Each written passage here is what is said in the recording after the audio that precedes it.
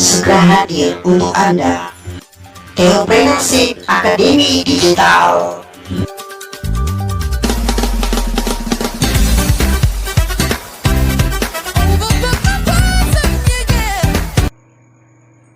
Shalom, Bapak Saudara, kita ketemu lagi di sesi kali ini ya.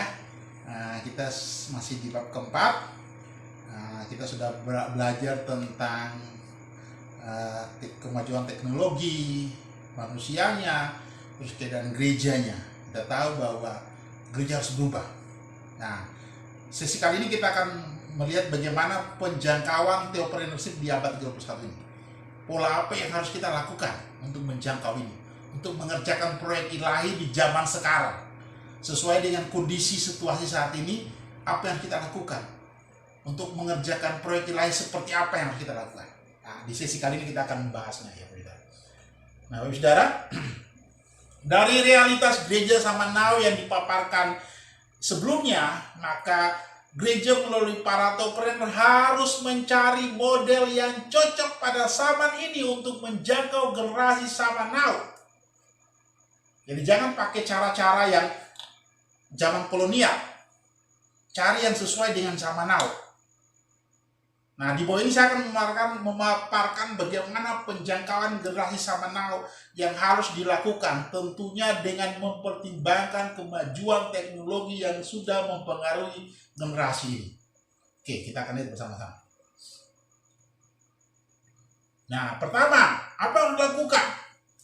Pola pelayanan sesuai dengan zaman now. Tahu generasi kita, generasi milenial, generasi Z, generasi alpha yang sudah terpengaruh dengan media sosial, internet, dan sebagainya. Pola pelayanannya harus sesuai dengan zaman now. Kalau masih pada era milenial, selamat tinggal. Jangan harap gereja bisa berubah. Ayo kita berubah. Belajar terus dan belajar. Bapak Saudara, tidak kalah dengan belajar, Bapak Saudara. Belajar generasi ini.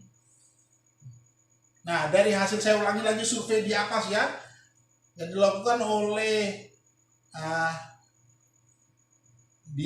kepada 561 hamba Tuhan di kota yang tersebar di 28 provinsi. Ditemukan penyebab hilangnya 50% generasi muda zaman now adalah sebagai berikut.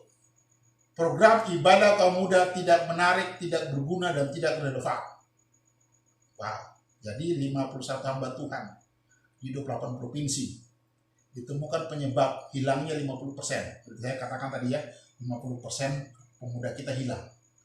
Nah, diteliti penyebabnya ini. Ibadah pemudanya tidak relevan. Kedua, gereja kekurangan sumber daya untuk mengadakan pelayanan digital.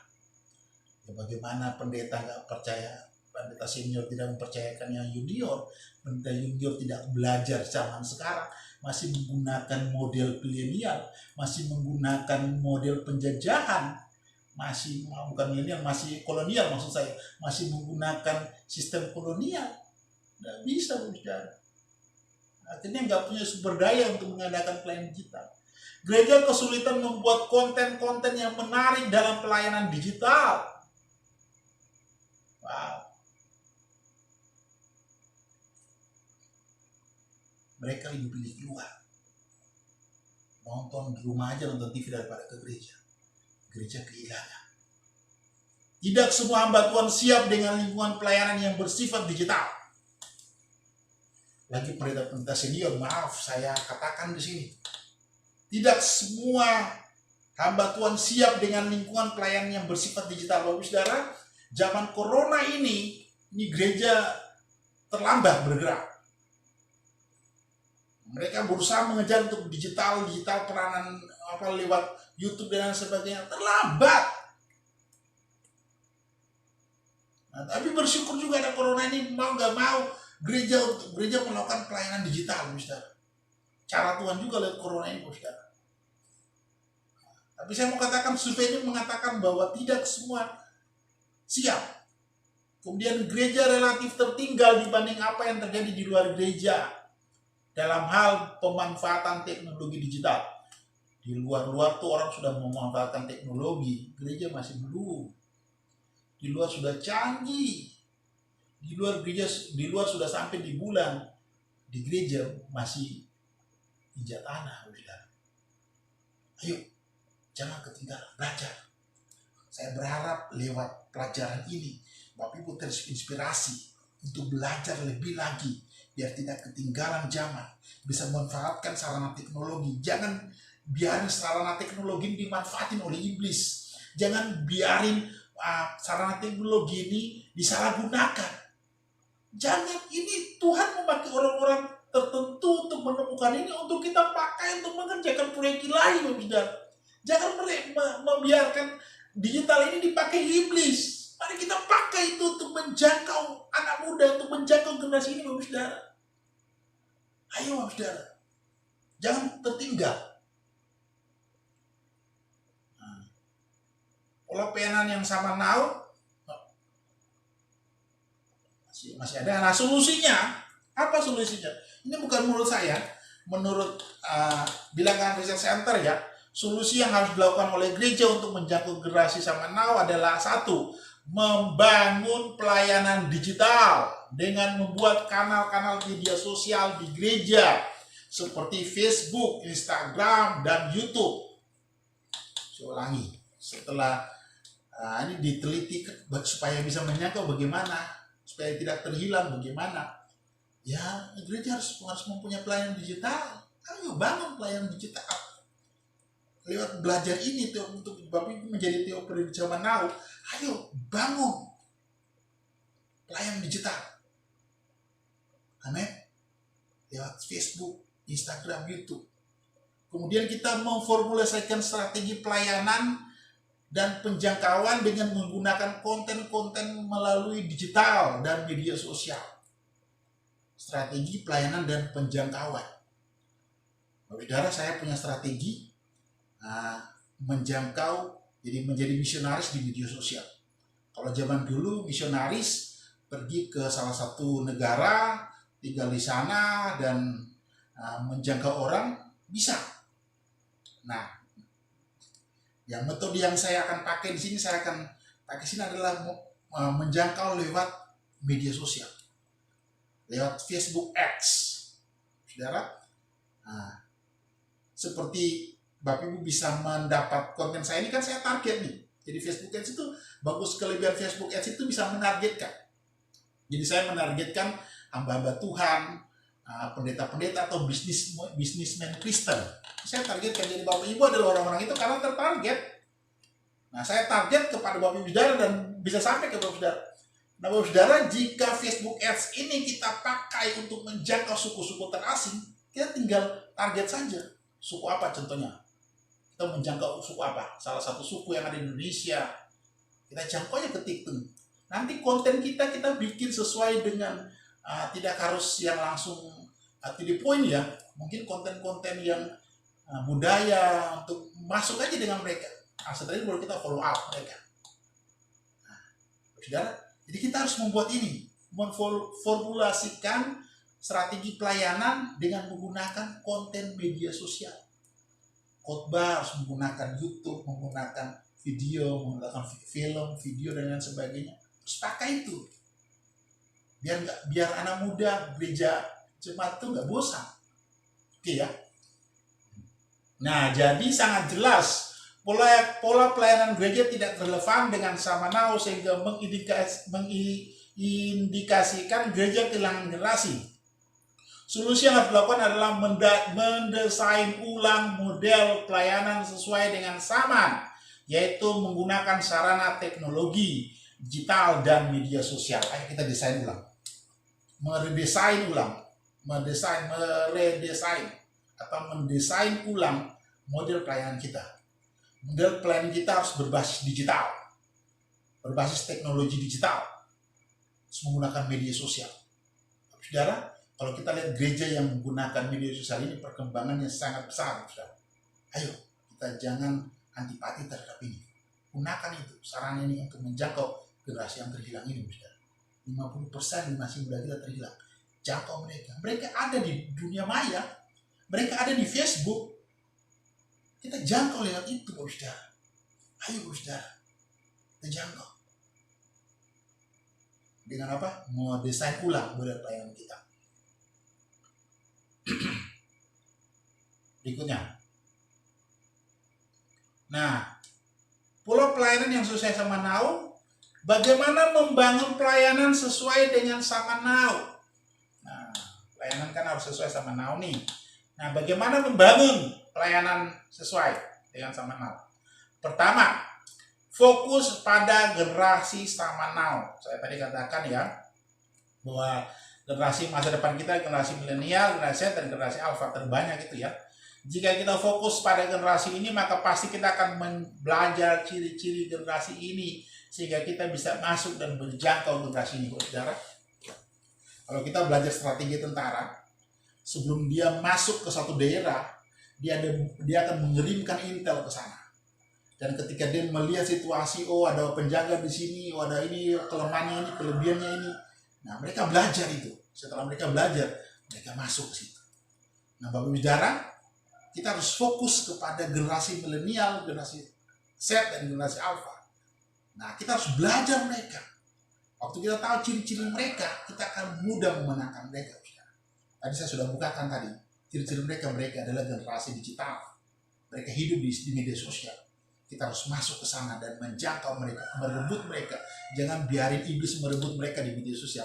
Kita masuk ke media sosial menggunakan teknologi, menggunakan sarana digital untuk menjangkau mereka bagi Tuhan. Amin. Nah, kemudian pola pelayanan kepemimpinan yang sesuai sama Now. Jadi fokusnya kepada sama Now, kepemimpinan juga Bapak Saudara harus sesuai sama Now. Pola ibadah dan pelayanan harus dibangun sesuai dengan kondisi generasi sama Now. Pola ibadah yang tidak kaku dan monoton serta menggunakan sarana teknologi yang ada serta hamba Tuhan harus menggunakan gaya bahasa yang sesuai dengan sama Now, Bapak Saudara. Bahasa-bahasa yang gaul sesuai dengan generasi ini, Bapak Saudara. Nah, selain itu pola kepemimpinan jangan lagi mengadopsi pola kepemimpinan lama.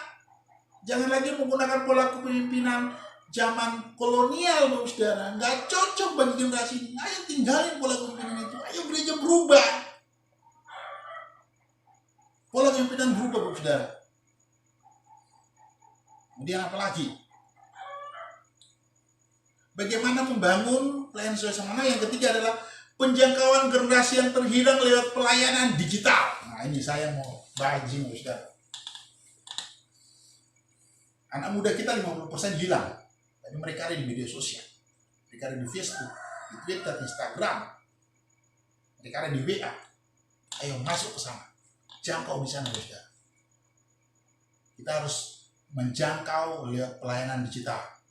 Generasi terhilang, bahkan orang-orang suku terasing pun kita bisa menjangkau lewat media sosial. Gampang sekali, saudara. Nanti satu sesi ada orang-orang yang tertarik di Entrepreneurship Academy Digital ini. Saya ingin membangun satu komunitas untuk menjangkau lewat Facebook Ads, menjangkau lewat sarana digital. Jadi nanti ada strateginya. Saya akan bahas nanti orang-orang khusus yang memang saya lihat tertarik, berminat. Saya akan merangkul dan kita akan membangun satu penjangkauan lewat media sosial. Itu goal saya ke depan untuk menjangkau mereka, Bapak Saudara. Nah, Bapak Saudara, di atas saya sudah membahas tentang membangun pelayanan sama Now, lebih khusus untuk pelayanan ke dalam gereja. Di poin ini saya akan memaparkan bagaimana pelayanan penjangkauan di luar gereja atau generasi yang terhilang lewat pelayanan digital. Di abad 20 ke bawah, pola pelayanan penjangkauan dengan mengutus para hamba Tuhan atau misionaris ke suatu tempat untuk memberitakan Injil. Di zaman sekarang, kalau kita hanya menggunakan pola itu, maka sudah tidak relevan lagi di zaman ini. Pola penjangkauan harus diformulasikan dengan pelayanan digital dan media sosial. Boleh kita misionaris pergi ke suatu tempat, tapi juga menggunakan sarana media sosial, kolaborasi. Bayangin, waktu ada orang misionaris di sana, saya kolaborasi, contoh mungkin saya target sini suku Madura. Saya punya kotak dengan ada misionaris yang ada di Madura sana, saudara. Nah, waktu saya menjangkau mereka, saya follow up, mau ketemu orang. Ketika teman saya yang ada misionaris di Madura ketemu. Siapa lagi yang ada di mana? Follow up, suku Ambon contohnya. Nah, teman saya yang ada misionaris yang ada di Ambon, saya kontak untuk ketemu. Ada strateginya, ada caranya, Bapak Saudara. Nah, Bapak Saudara, kita harus menggunakan pola-pola seperti itu, Bapak Saudara. Nah, kalau kita menggunakan pola itu, maka sudah tidak relevan lagi zaman sekarang. Pola penjangkauan harus diformalisikan dengan pelayanan digital dan media sosial. Kemudian membuat aplikasi-aplikasi khusus penginjilan. Buat aplikasi khusus penginjilan. Konten-konten yang bisa kita bikin sendiri. Gambar-gambar, video pendek, kata-kata, kalimat-kalimat, atau menggunakan Corel Draw atau film-film pendek yang dibikin sendiri, atau bisa ada aplikasi khusus ya, diunduh di Play Store, digunakan sebagai sarana penginjilan. Ada itu, Bapak Saudara. Nanti saya bahas di tim khusus ya. Nah. Kemudian bagaimana membangun pelayanan sesuai dengan zaman now. Membuat aplikasi-aplikasi khusus tadi ya. Konten-konten yang bisa kita bikin sendiri. Nah, yang bisa diunduh di Play Store seperti Jesus Film App. Jadi itu konten itu sudah dibikin. Jadi ada orang-orang yang bergerak di pelayanan media nih, Bapak Saudara. Mereka sudah menggunakan sarana yang tinggal kita pakai. Kita ambil itu, kita sebarkan di Facebook Ads, atau di Google Ads, atau di Instagram Ads, bisa itu. Nah, kita tinggal ambil di Play Store. Ada Cermin Jiwa Apps dan God's Tool. Itu bisa kita unduh di Play Store. Dan kita bisa gunakan sebagai sarana penginjilan untuk menjangkau generasi ini. Bapak Ibu yang belum ngerti tentang iklan di media sosial, mungkin enggak gimana caranya ya. Tapi kita yang sudah sering menggunakan media sosial untuk beriklan, berbisnis, kita akan mudah untuk memakai untuk menjangkau mereka. Facebook Ads ini Tuhan memakai orang-orang untuk menemukan Facebook Ads ini ya, untuk ini, bukan hanya untuk berbisnis, tapi Facebook Ads ini untuk bisa menjangkau mereka. Bapak Saudara, keren Bapak Saudara. Ayo kita menggunakan sarana ini. Terus menggunakan media sosial sebagai sarana membagikan konten penginjilan seperti tadi Facebook Ads, Instagram Ads, YouTube, WA, dan lain-lain. Di Facebook Ads kita bisa mentarget suku atau kelompok apa yang hendak kita jangkau. Kemudian kita bagikan konten-konten atau aplikasi penginjilan. Hampir semua generasi bisa di follow up. Nah, kita membuat konten-konten itu dan kita bagikan, ya. Kemudian kita follow up bisa lewat WA. Bapak Saudara, waktu ada yang masuk ya, waktu tertarik dengan Facebook Ads saya, kan saya buat aplikasi ya, saya buat website. Nah, mungkin website bisa khusus mungkin tentang penginjilan. Dia klik masuk ke situ. Nah, untuk klik ke saya, masuk ke WA saya itu ya. Nah, itu kan tidak langsung beli tuh. Nah, saya follow up. Saya kirim kata-kata mutiara, saya kirim gambar-gambar yang menarik. Akhirnya mungkin satu hari, mungkin awalnya belum tertarik, masih coba-coba tanya-tanya. 2-3 hari bisa membeli. Kenapa? Karena saya follow up. Nah, begitupun nanti strategi kita menggunakan Facebook Ads ini. Mungkin dia cuman like. Oke, kita mulai inbox dia. Mulai tanya dia. Nah, ada bahasa-bahasa yang bisa kita gunakan, Saudara.